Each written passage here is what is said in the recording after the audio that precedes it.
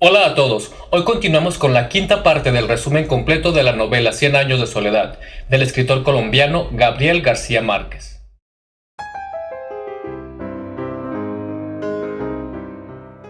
El capítulo 13 comienza con una Úrsula ya vieja y ciega, pero diligente. Ella contempla el pasado y se da cuenta de que los tiempos han cambiado. Piensa en el coronel Aureliano, en Amaranta, en Rebeca.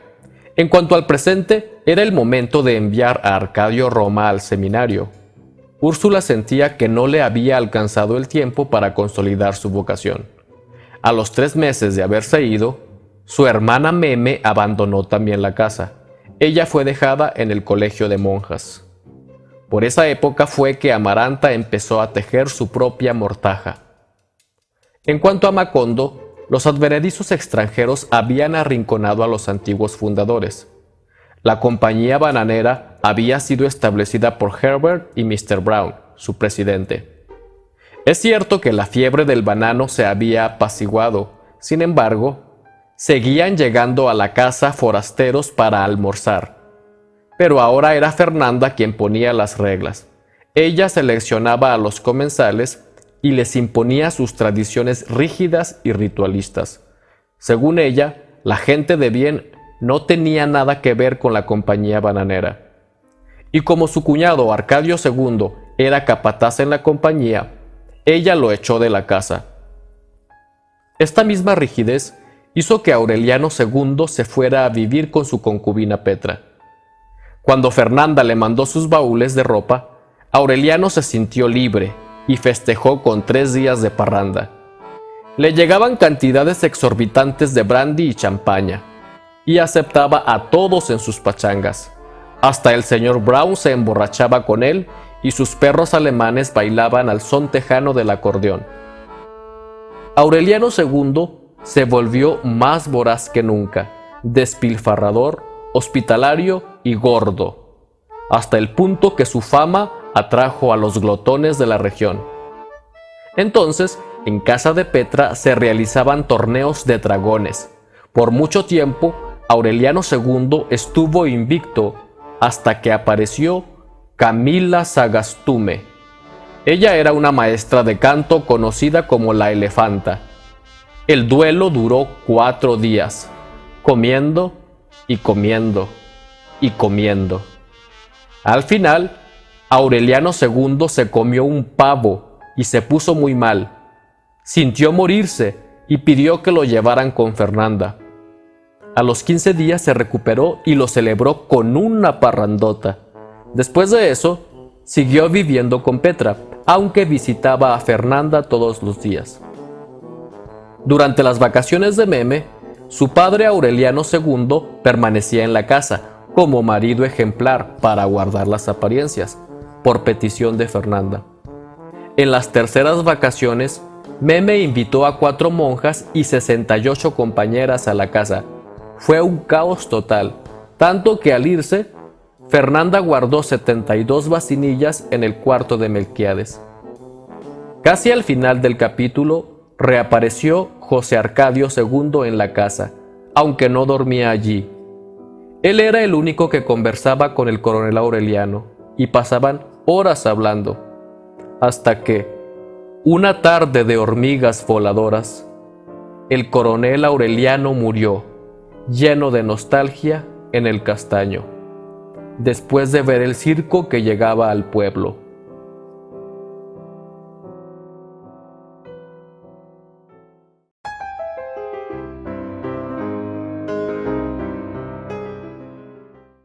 El colmo del cinismo y la farsa fue que el gobierno exaltó la memoria del enemigo muerto, del difunto coronel Aureliano. El tiempo de luto coincidió con las últimas vacaciones de Meme en Macondo. Al año siguiente, ya se había graduado del colegio como concertista de clavicordio, así que ya estaba de regreso en la casa y tenía una nueva hermana llamada Amaranta Úrsula. Había en Meme una dualidad. Por una parte, le molestaba la intransigencia de su madre, a quien solo soportaba para que ella estuviera tranquila. Por eso fue dócil al estudiar el instrumento y aceptaba tocar en presentaciones por voluntad de Fernanda, con quien era obediente. Por la otra parte, Meme se parecía más a su padre Aureliano II. Le gustaban las parrandas, los encierros con amigas, los comadreos. Aprendía a fumar y a emborracharse. En una ocasión, despertó a medianoche vomitándose y tuvo 5 días de reposo. La única que intuyó que andaba con resaca fue doña Úrsula. Ese hecho provocó que Aureliano II se acercara más a su hija. Comenzó a consentirla y a comprarle cosas, gastando mucho dinero. Así se ganó su confianza. Incluso Petra tuvo miedo de que Meme le robara el cariño de Aureliano II. Meme, pues, se hizo amiga de niñas gringas que vivían en los condominios cercados y tuvo acceso a la casa de Mr. Brown. Convivió mucho con los extranjeros y adoptó algunas de sus costumbres como nadar, jugar tenis o comer jamón. Incluso aprendió a hablar inglés. Entretanto, Fernanda tenía correspondencia con su hijo Arcadio y con unos médicos invisibles que supuestamente le habían diagnosticado un tumor benigno en el intestino grueso y le estaban preparando una intervención telepática. Por ese entonces murió Amaranta cuando terminó de tejer su propia mortaja. Como años atrás la muerte le había presagiado en una aparición, vestida de azul y con pelo largo, aunque no se le cumplió su anhelo de que Rebeca muriera primero. El día que murió Amaranta, lo anunció tranquilamente por la mañana. Cuando la población lo supo, le llevó un sinfín de cartas para que se las llevase a sus muertos. Por fin le llegó la muerte mientras Aureliano II y Meme andaban en un concierto. Por aquel tiempo, Meme ya andaba de novia con Mauricio Babilonia, aunque a escondidas. Mauricio era un joven de ojos oscuros y aprendiz de mecánico en la compañía bananera. Otra vez, la única que lo intuyó fue la anciana Úrsula. Un dato extraño es que siempre que Mauricio estaba cerca, había mariposas amarillas. Después del novenario de la tía Amaranta, aconsejada por la experimentada Pilar Ternera, que en realidad era su bisabuela, aunque no lo sabía, Meme se entregó a Mauricio en la casa de Pilar. Incluso le dio el tip de cataplasmas de mostaza para la contracepción. A partir de allí, la pareja se vio 2 veces por semana, durante 3 meses, hasta que Fernanda los descubrió besándose en el cine. Entonces se llevó a Meme y la encerró. Al día siguiente, Mauricio fue a buscarla a la casa, pero Fernanda lo corrió sin dejarlo hablar. «Nada tiene que venir usted a buscar entre la gente decente», le dijo. El castigo duró meses. Sin embargo, Meme parecía muy tranquila. Lo extraño era que todas las tardes revoloteaban en la casa mariposas amarillas. Una noche, Fernanda entró a la habitación de Meme y estaba repleta de mariposas amarillas y halló las cataplasmas de mostaza. Entonces, la Fernanda ató cabos y al día siguiente invitó a almorzar al alcalde para solicitarle vigilancia en el traspatio, porque, según inventó, se estaban robando las gallinas. Esa misma noche, la guardia baleó a Mauricio Babilonia, que visitaba todas las noches a su querida Meme. El resultado fue que quedó parapléjico hasta el final de su vida, repudiado públicamente como ladrón de gallinas.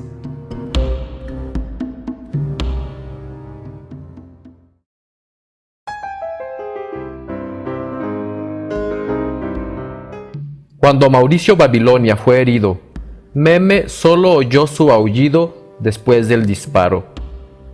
Ella jamás volvió a hablar por el resto de su vida. Después Fernanda se subió al tren con Meme para encerrarla en el convento en el que Fernanda había crecido. Nunca más la volvió a ver. Lo que nadie sabía es que Meme iba embarazada. Cuando Fernanda regresó a Macondo, encontró el ambiente muy tenso y militarizado. Su cuñado Arcadio II estaba incitando a la huelga, la cual estallaría 2 semanas después. Arcadio II había sido acusado de una conspiración contra el orden público. Incluso trataron de asesinarlo en un atentado de 4 tiros de revólver al salir de una reunión secreta. Úrsula, aunque ya muy vieja, se dio cuenta del peligro y quiso prevenirlo, pero estaba desaparecido. Desde el atentado se desconocía su paradero. Mientras tanto, Fernanda continuaba con su plan. Primero logró que Aureliano II desistiera de su deseo de rescatar a la hija. Él estaba dispuesto a dar parte a la policía, pero Fernanda le mostró documentos que acreditaban que Meme se había enclaustrado por voluntad propia. Así que Aureliano II regresó a las comilonas y a las parrandas con su Petra Cotes. Después, Fernanda le avisó por carta a su hijo Arcadio, quien supuestamente recibiría órdenes menores, que su hermana Meme había muerto de vómito negro, y seguía con sus cartas a los médicos invisibles, porque quería fechar su intervención telepática. Ellos aún no querían, por el ambiente social adverso que reinaba en Macondo. Un miércoles recibió una sorpresita en su casa. Era una monja anciana que le llevó al hijo recién nacido de Meme y de Mauricio. Lo habían bautizado como Aureliano Babilonia. Algo increíble fue que Fernanda hubiera deseado matar a la monja porque era testigo de su vergüenza. También deseó ahogar a su nieto en la alberca, pero le faltó determinación. Entonces decidió encerrarlo en el antiguo taller del coronel Aureliano, aislado de todos, criado como un animal. Santa Sofía y la niña Amaranta Úrsula se creyeron la versión de que había llegado en una canastilla flotando.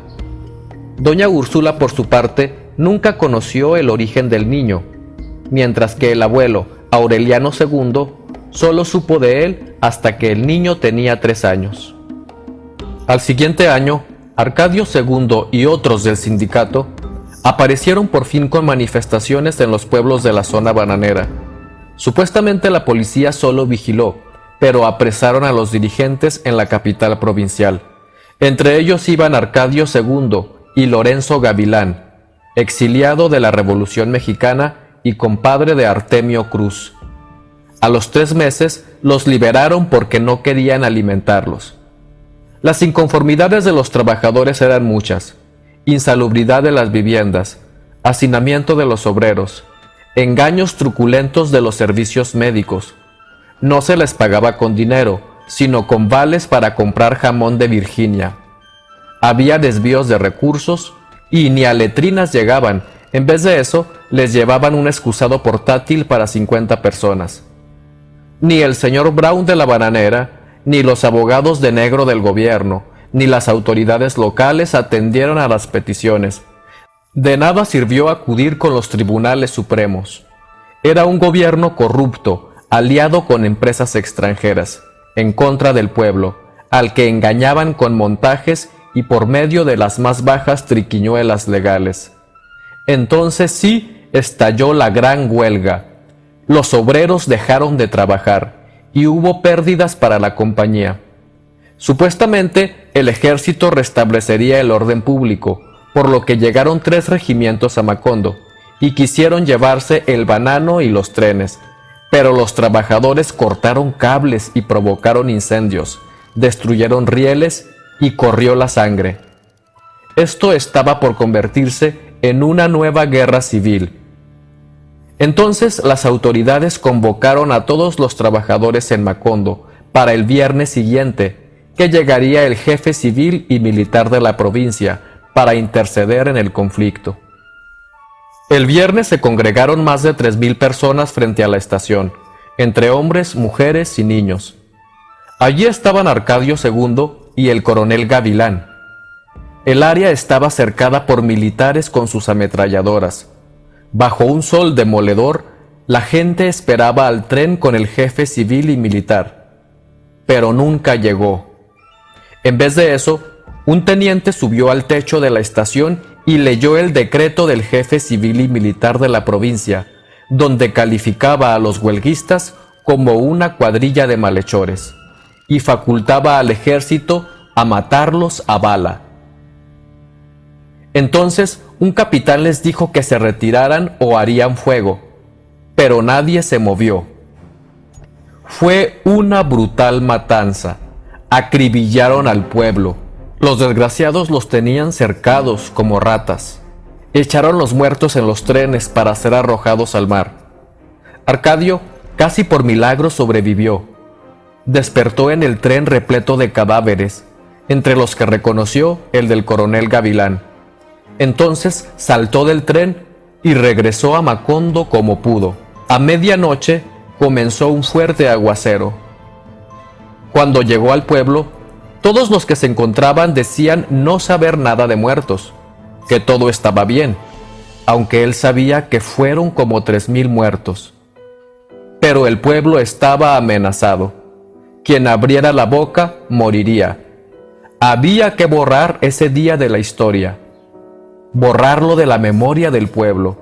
Ni siquiera su hermano Aureliano II le creyó lo de la masacre, cuando lo visitó en el cuarto de Melquíades, donde había sido escondido por su madre Santa Sofía. El informe oficial dijo que los obreros fueron evacuados pacíficamente y que los dirigentes sindicales patrióticamente habían reducido a 2 puntos sus exigencias: reforma de servicios médicos y construcción de letrinas, que incluso el señor Brown había ofrecido 3 días de fiesta para celebrar el término del conflicto, cuando la lluvia cesara. Esa versión oficial fue 1000 veces repetida y machacada en el país por todos los medios. Los siguientes días, los soldados por las noches seguían sacando sospechosos de sus casas para nunca regresar. Era el exterminio de los jefes sindicales. A quienes reclamaban a sus familiares desaparecidos respondían: seguro que fue un sueño, en Macondo no ha pasado nada, es un pueblo feliz. Una noche golpearon la puerta de la casa a culatazos para llevarse a Arcadio II. Los soldados revisaron toda la casa. El oficial entró al cuarto de Melquíades, donde estaba Arcadio II.